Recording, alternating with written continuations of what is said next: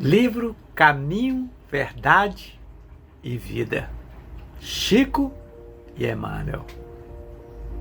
Lição número 10, intitulado Mediunidade. Passagem bíblica, Atos, capítulo 2, versículo 17.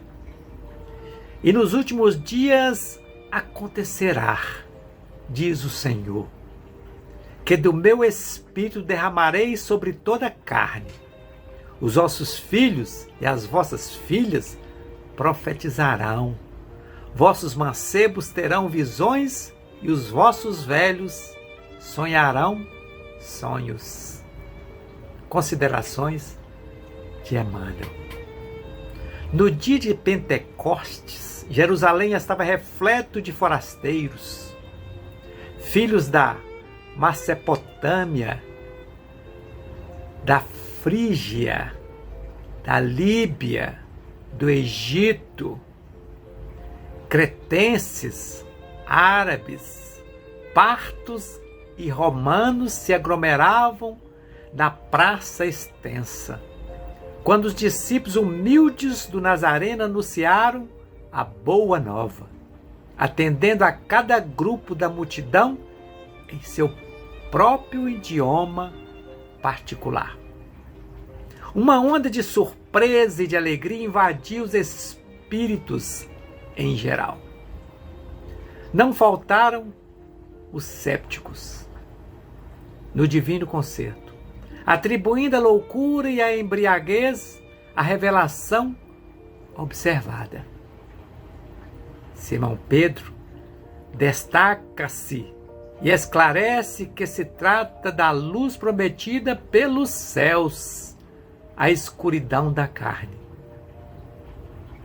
Desde esse dia, as claridades do Pentecostes jorraram sobre o mundo incessantemente. Até aí, os discípulos eram frágeis e indecisos, mas dessa hora em diante, quebram as influências do meio, curam os doentes, levantam os espíritos dos infortunados, falam aos reis da terra em nome do Senhor. O poder de Jesus se lhes comunicará às energias reduzidas. Estabelecera-se a era da mediunidade, alicerce de todas as realizações do cristianismo através dos séculos.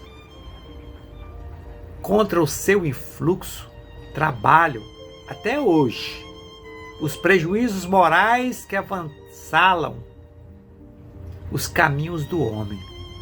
Mas é sobre a mediunidade, gloriosa luz dos céus, oferecida às criaturas no Pentecostes, que se edificam as construções espirituais de todas as comunidades sinceras da doutrina do Cristo, e é ainda ela que, dilatada dos apóstolos ao círculo de todos os homens, ressurge no espiritismo cristão como a alma imortal do cristianismo redivivo. E assim, podemos entender um pouquinho desta evolução espiritual.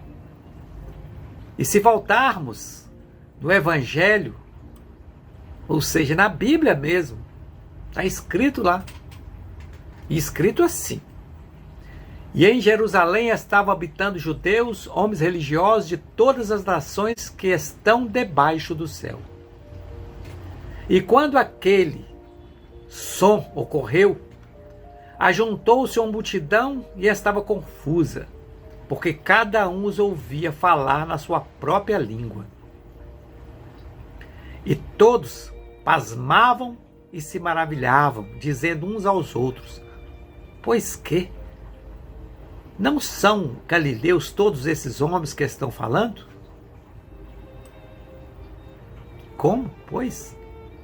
Os ouvimos cada um na nossa própria língua em que somos nascidos. Partos e medos, elamitas e os que habitavam na Mesopotâmia, Judéia, Capadócia, Ponto e Ásia, e Frígia e Panfília, Egito e partes do Líbano, junto a Cirene e forasteiros romanos, tanto judeus como prosélitos, cretenses e árabes. Todos nós temos ouvido em nossas próprias línguas falar das grandezas de Deus. E todos se maravilhavam e estavam suspensos, dizendo uns aos outros: que quer isto dizer? E outros, zombando, diziam: estão cheios de mosto, ou seja, embriagados ou loucos. Pedro, porém, pondo-se em pé com os 11, levantou a sua voz e disse-lhes: homens judeus, e todos os que habitais em Jerusalém, seja-vos isto notório, e escutai as minhas palavras. Estes homens não estão embriagados, como vós pensais, sendo a 3ª hora do dia. Mas isto é o que foi dito pelo profeta Joel. E nos últimos dias acontecerá, diz o Senhor, que do meu Espírito derramarei sobre toda a carne, e os vossos filhos e as vossas filhas profetizarão, os vossos jovens terão visões, e os vossos velhos sonharão sonhos. E assim, hoje, vivemos a 3ª revelação através do Espiritismo e da codificação de Kardec. Mas não engana que foi só a partir de Kardec que a mediunidade foi aflorar, não. Isso foi na época de Jesus, 2000 anos atrás, aliás, mais de 2000 anos atrás. E foi escrito pelos profetas, pelos discípulos, pelos que compartilharam a caminhada com Jesus. Está na Bíblia, então não tem o que ser questionado. Só existe uma maneira inadequada de interpretação. Porque a partir da hora que 12 apóstolos levantam, naquela época, e falam em línguas, e hoje nós entramos em várias igrejas, em vários templos, em vários segmentos religiosos, e muitos falam em línguas.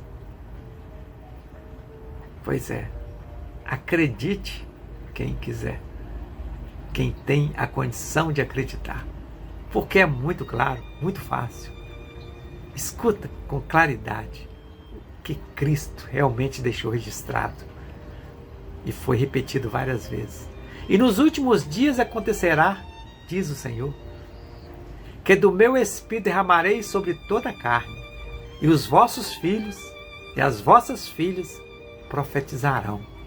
Vossos mancebos terão visões, e os vossos velhos sonharão sonhos.